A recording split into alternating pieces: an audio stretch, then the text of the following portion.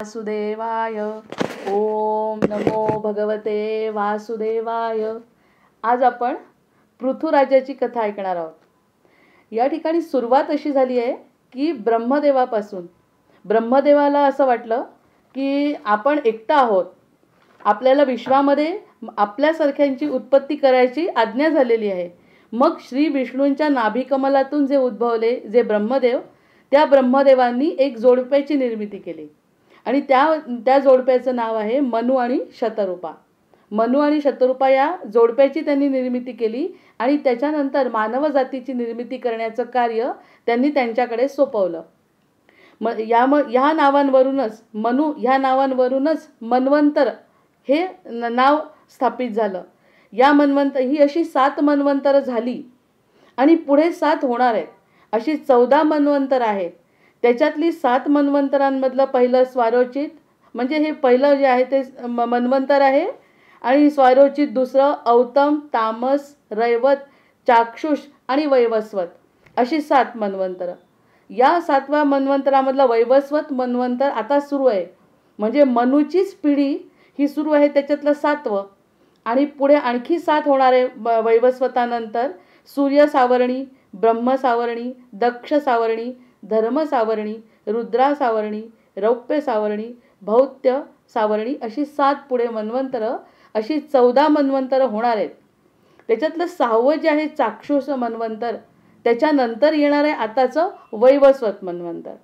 तर ह्या वैवस्वत मन्वंतरामधला हा जो कथाभाग आहे त्याच्यातल्या 6व्या नंतरचं 7वं आणि त्या 7व्यातला हा आपला जो आहे पृथुराजा, त्याची सुरुवात वेन राजा.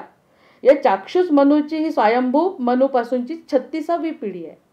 म्हणजे चाक्षुष मनुची ही पिढी 36वी आहे. त्याच्यानंतर त्याच्या वंशामध्ये 38व्या पिढीमध्ये अंग नामक राजा होऊन गेला. या अंगाचा पुत्र वेन आणि ह्या वेनचा पुत्र हा पहिला कृषक म्हणजे पृथ्वीवैन्य आहे. त्याच पृथ्वीवैन्याची कथा आपण सांगणार आहे. पण त्याच्या आधी वेन कसा होता. वेन राजा हा अतिशय स्वच्छाचारी होता. तो म्हणजे वाईट वर्तन त्याचं होतं, म्हणून त्याचं महत्त्व असं सांगायचं आहे की त्या वाईटाला संपवायचं होतं देवांना आधी. म्हणजे याला वाईटाचा नाश करायचा, म्हणजे मग आपल्याला नवीन काहीतरी चांगलं मिळेल किंवा नवीनाची पिढी निर्माण होईल, ह्याला थांबवायचं आहे. तर तो कसा वागायचा, काहीही सांगितलं त्या वेनाला तर तो वेन कोणाचंच ऐकत नसे.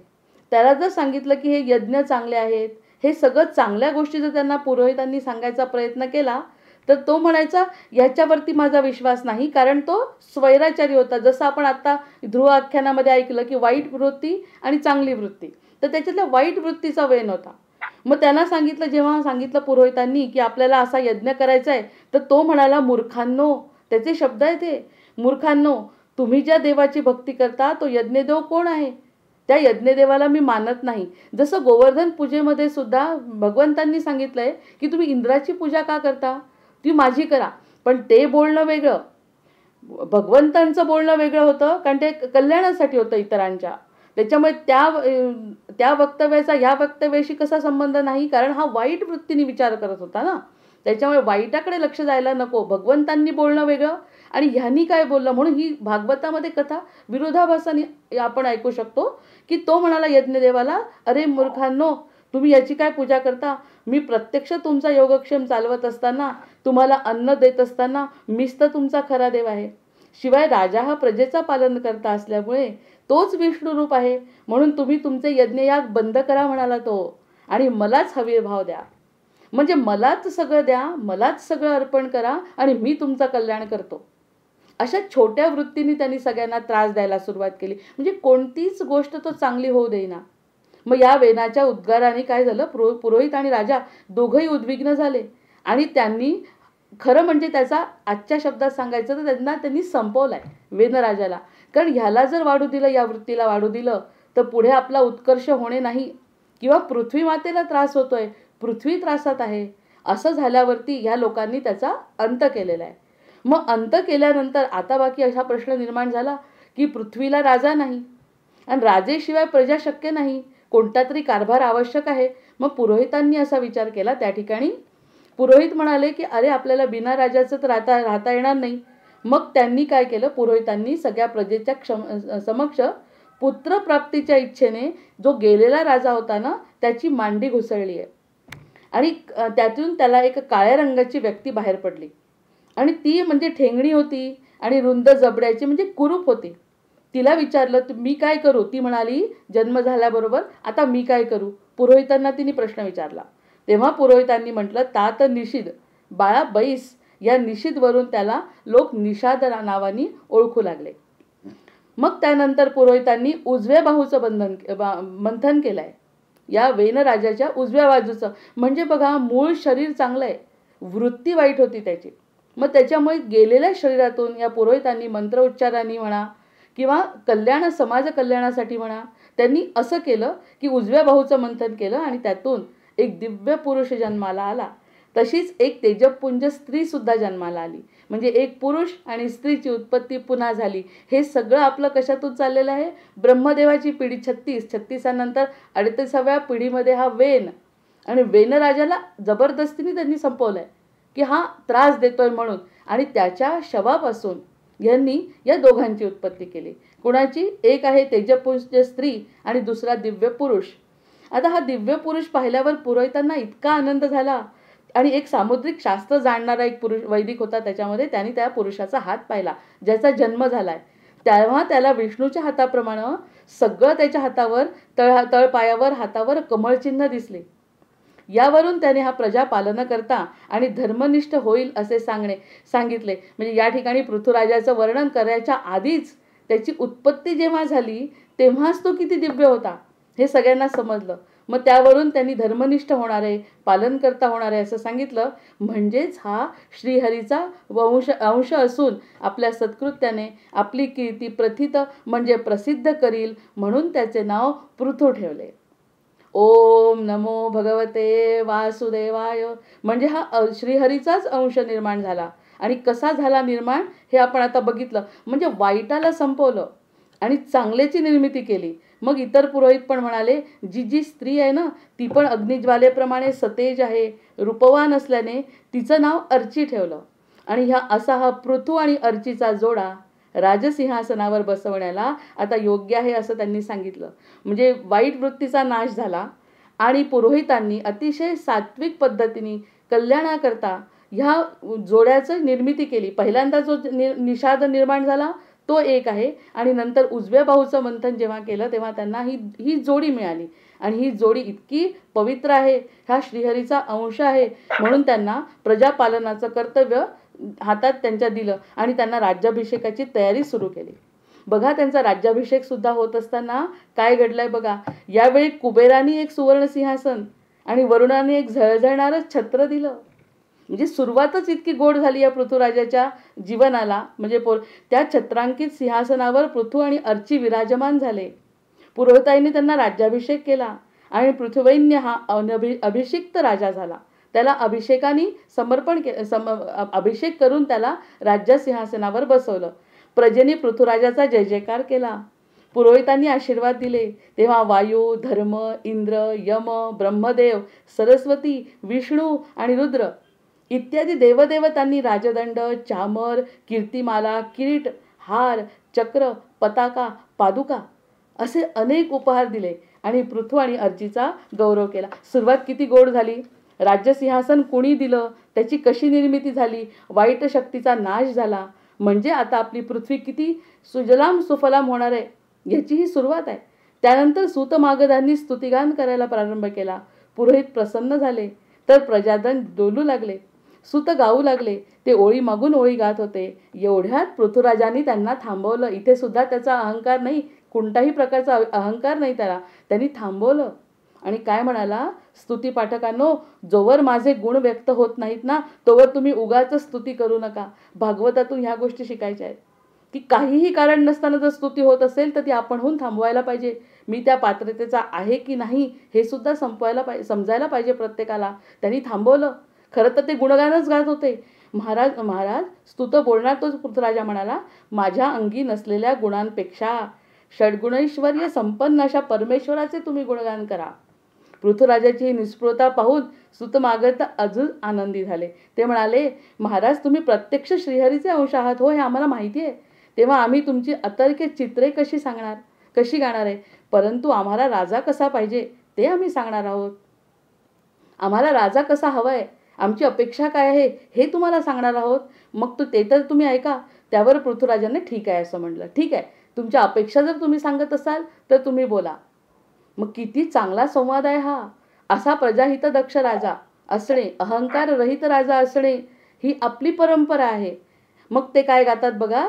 लोक हो पृथ्वीराजा अतिश्रेष्ठ, लोक हो पृथ्वीराजा अतिश्रेष्ठ, धर्माचरणाकडे प्रवृत्त, याच्या ठाई अष्ट लोकपाल शक्ती, अभिष्ट पुरवून करील जनभक्ती, करतो घेई परी करीन सक्ती, सान थोर हा भेद न करिता, जनता जनार्दनी ठेवा अनुरक्ती. अशा प्रकारचा राजा आम्हाला हवाय आणि असे तुम्ही आहात. कारण पुरोहितांनी आम्हाला सांगितलंय की तुमच्या हातामध्ये शंख चक्र गदा पद्म आणि तुमच्या सिंहासनासाठी सगळ्या स्वर्गातून आपल्याला या सगळ्या वस्तू मिळाल्या. आम्ही किती आनंदित आहोत ह्याचं आम्हाला वर्णन करता येत नाही. राजा तुमची जबाबदारी खूप आहे, आमची अपेक्षा तुमच्याकडून खूप आहे, अशी अपेक्षा तुम्ही पूर्ण करावी. किती गोड चरित्र आहे पृथ्वीराजाचं. सूत मगधांनी ही स्तुती सुमने सर्वांना सुगंध देऊन गेली आणि प्रजाजनांनी पुनश्च जय जयकार केला, आनंदी झाले. आणि हा आनंद जास्त महत्त्वाचा आहे, कारण आधी ते इतके दुःखात होते, ते दुःख संपलेलं आहे आणि सुखाची प्राप्ती झाली आहे. मग त्यावर पृथ्वीराजा काय म्हणाला बघा. त्यावर पृथ्वीराजा म्हणाला, प्रजाजन हो, पुरोहितांनी मला जे धर्मसूत्र म्हणजे शासनसूत्र समजावून दिले ना, त्यानुसार मी राज्यशासन करीन, ही त्याची प्रतिज्ञा आहे.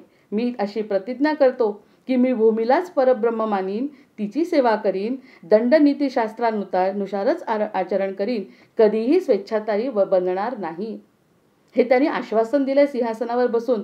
त्यावर प्रजाजनांनी उदयोस्तु उदयोस्तु असा पृथ्वीराजाचा जय जयकार केला. किती आनंदी आनंद असेल. आपण वर्णन ऐकताना जर बरं वाटतंय तर असं वर्णन त्यांनी अनुभवलंय स्वतः.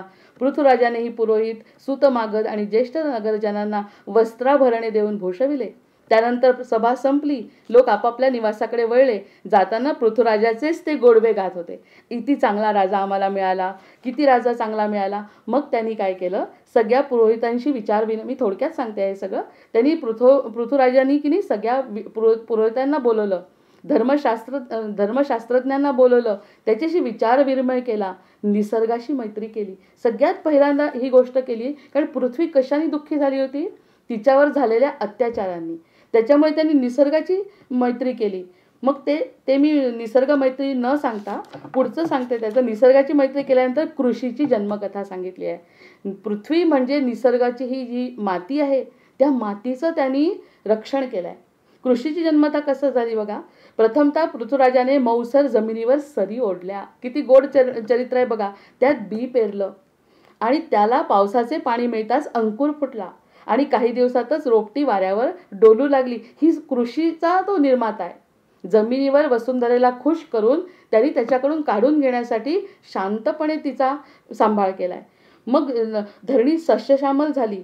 सर्वत्र हिरवी पिके बहरली, लहरली, मोहरली. म्हणजे तिने तिचं जे पीक दिलं ना, ते इतकं आनंदाने दिलं की मला आनंदाने तुम्ही बी पेरलाय, माझी निगराणी राखली आहे, आता मी तुम्हाला काय देते बघा. त्याच रोपट्यातून धान्य बीजे काढून लोक अन्न म्हणून खाऊ लागले. आपल्याला माहिती होतं का, आपण फक्त शेती करतो आणि शेतीमधलं अन्न घेतो एवढंच माहिती आहे. त्याची सुरुवात ही पृथ्वीराजाने केली आहे. त्याची क्षुधा शमली, चर्या उजळली सगळ्या लोकांची. प्रजाजन हर्षाने नाचू लागले. पुढे पृथ्वीराजाने जमिनीवरील डोंगर माथा भुई सपाट केला, दऱ्याखोरी बुजवली, भूमी समतल केली, नांगराचा फाळ तयार करून जमिनीवर चालवू लागला. नांगराला बैल जुंपले, ते तो ओढू लागले. ऋषी मंत्रोच्चार करीत म्हणाले, कृषीवलांनो, बैल आनंदाने आणि नांगर सहजतेने जमीन नांगतील हो. तुम्ही त्यांच्यावर जबरदस्ती करण्याची गरज नाही, त्यांना सुद्धा त्यात आनंद मिळतोय. असं आजकाल चित्र पाहायला मिळतंय का? नाही. त्याची सुरुवात किती गोड आहे बघा. त्यांच्यात जुंपण्या घट्ट करा, त्यांना पराण्यांनी हाकला.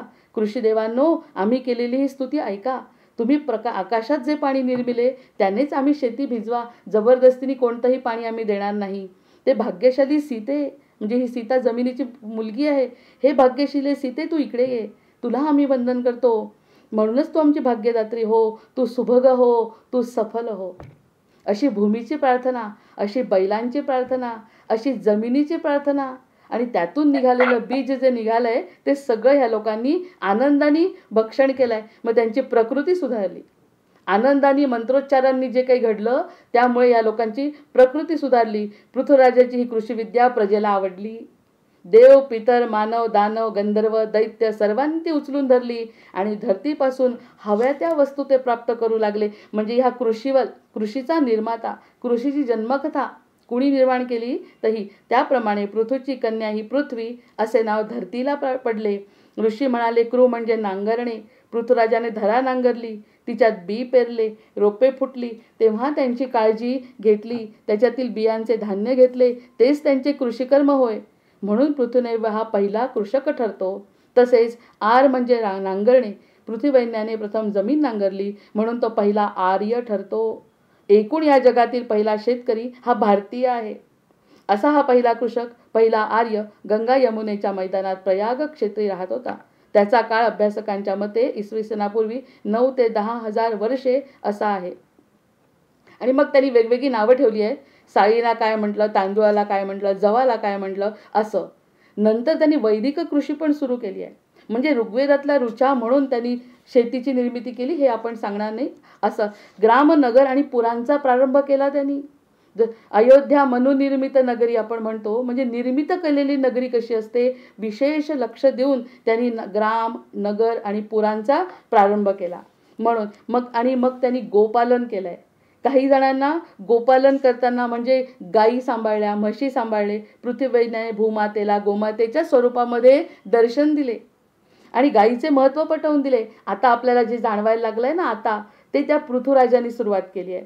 त्या क्षणापासून पृथ्वीराजाने प्रजाजनांना गोपालनाचे आदेश दिले. आता राजा असल्यामुळे आदेश देतोय.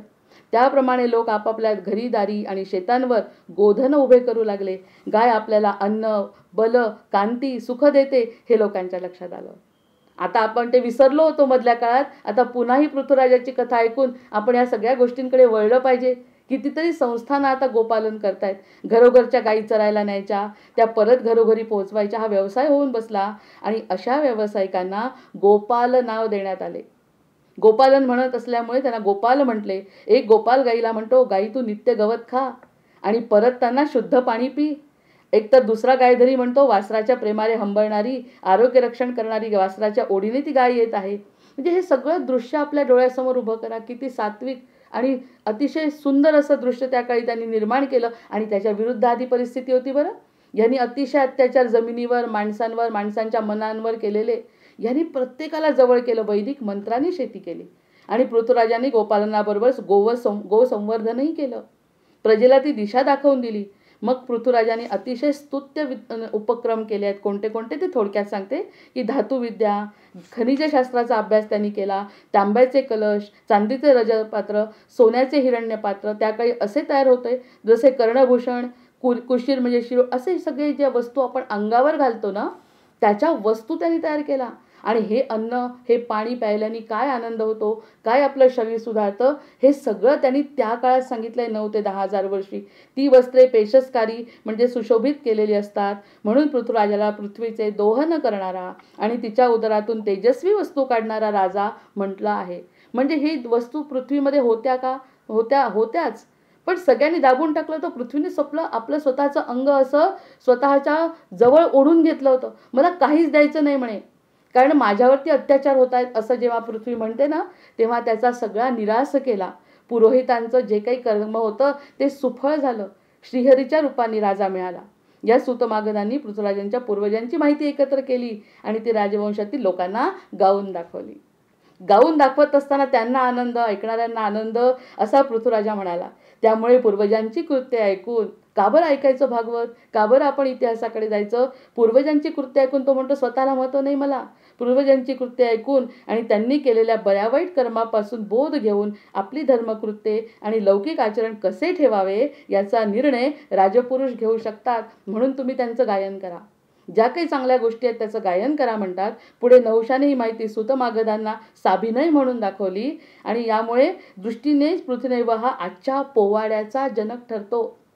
पोवाडा का गायला त्यांनी? माझं कौतुक करा म्हणून नाही.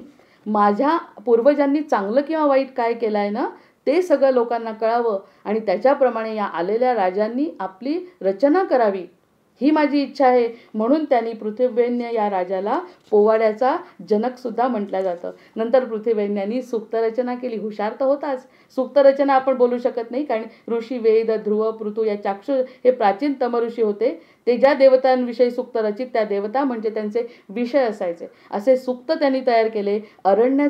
अरण्याला देवी म्हटलंय. अरण्य देवी, तू गावात का बरं येत नाही, असा प्रश्न तिने अरण्याला विचारला. मग तिने त्याची काय उत्तरं दिली, असं सूक्त त्यांनी स्वतः तयार केलं. मग इंद्राज, मग बाकी त्यांनी सगळं चांगलं काम केलं, सगळं छान काम केलं, प्रजेचं रक्षण केलं, भूमातेचा उद्धार केला आणि त्यानंतर बैलांना, गोधनाला अगदी आपली मान्यता करून दिली. मग त्यांनी ठरवलं, हे सगळं करत असताना आता शेवटचा त्याची गोष्ट आहे त्याची, की त्यांनी अश्वमेध करायचं ठरवलं. त्याला असं वाटलं चांगलं करत जायचं आहे, चांगलं करत जायचं आहे, अजून चांगलं करू. मग चांगलं काय आहे त्यांनी ऐकलं तर अश्वमेध करावा. मग अश्वमेध करायचं ठरल्याबरोबर काय झालं, खूप मोठी घटना घडली, की अश्वमेध करत असताना सगळ्या लोकांना किंवा राजाला किंवा देवदेवतांना प्रश्न पडला, यांनी जर अश्वमेध केला आणि याला जर इंद्रत्व प्राप्त झालं तर मग चुकीचं आहे, हा याच्या पुढे जाणार आहे. हा श्रीहरी अवतार असल्यामुळे त्याला फक्त स्वर्गामध्ये अशी प्राप्ती त्याला व्हायला नको.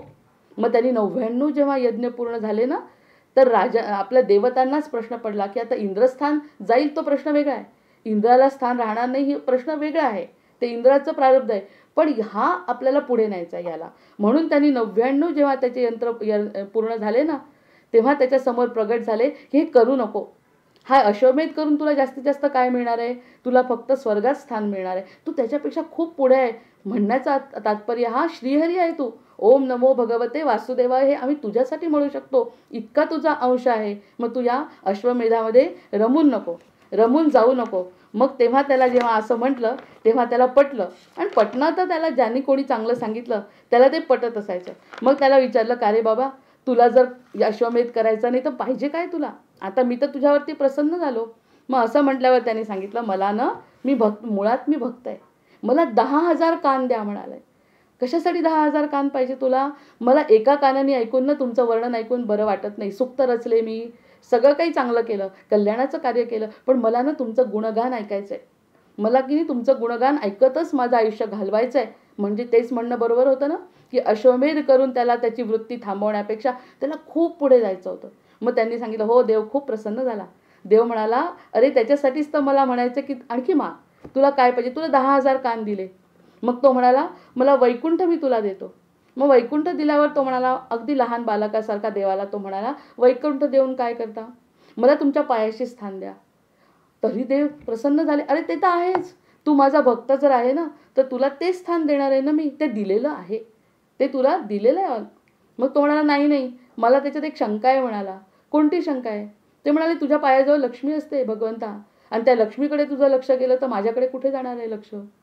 भगवंताला इतका आनंद झाला, भगवंताच्या डोळ्यातून अश्रुपात झाला. तो म्हणाला, किती बारीक निरीक्षण आहे तुझं, तू आणि मी काही वेगळा नाही, असं फक्त पृथ्वीलाच म्हटलं नाही देवानी प्रत्येकाला म्हटलंय, तू आणि मी हा एकच आहोत, दुसरं कोणी नाही आहे. मग ह्याला फक्त त्याची इच्छा निर्माण झाली, तळमळ निर्माण झाली, आणि जेव्हा तो मध्ये थांबायला गेला ना तेव्हा भगवंतांनी थांबवलं. म्हणजे जर आपण थोडक्यात थांबत असू तर भगवंत स्वतः प्रगट होतात आणि सांगतात, तुझी इथे स्थान नाही, तुझं स्थान माझ्या हृदयामध्ये आहे. मग त्यांनी सांगितलं, वैकुंठात येऊन काय करू, तुमचं तर लक्ष्मीकडे लक्ष आहे.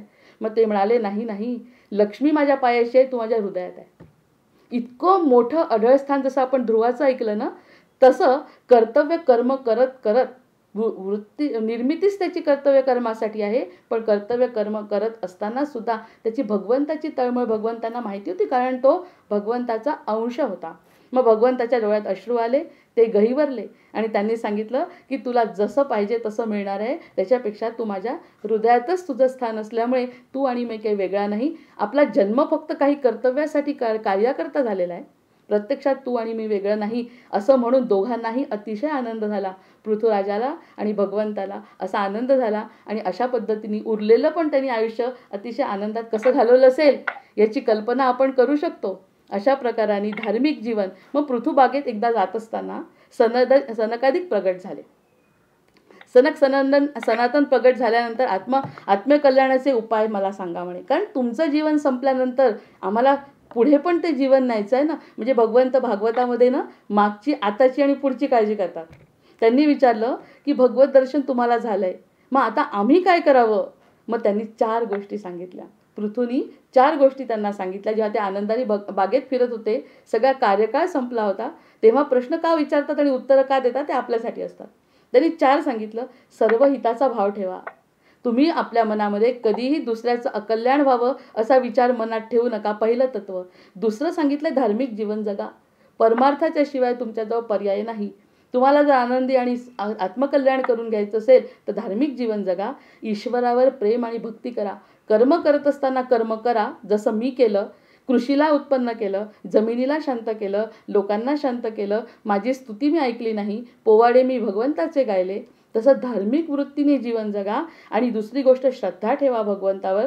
की आणि सगळ्यात शेवटचं आणि महत्त्वाचं तत्त्व त्यांनी सांगितलं, सद्गुरू कृपा.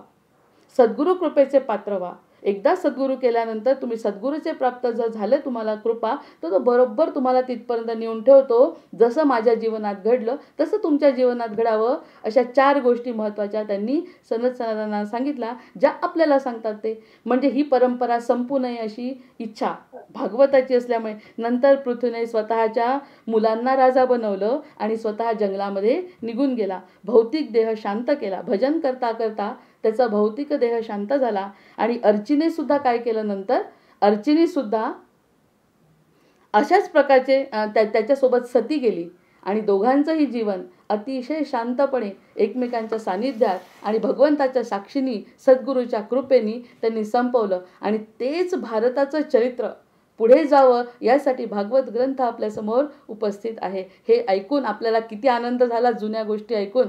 तशी जुनी परंपरा आपल्यासमोर निर्माण व्हावी ह्यासाठीच भागवताचं प्रयोजन असतं. अशी ही पृथुराजा म्हणजेच भगवंताची कथा आपल्यासमोर सादर केली. ओम नमो भगवते वासुदेवाय.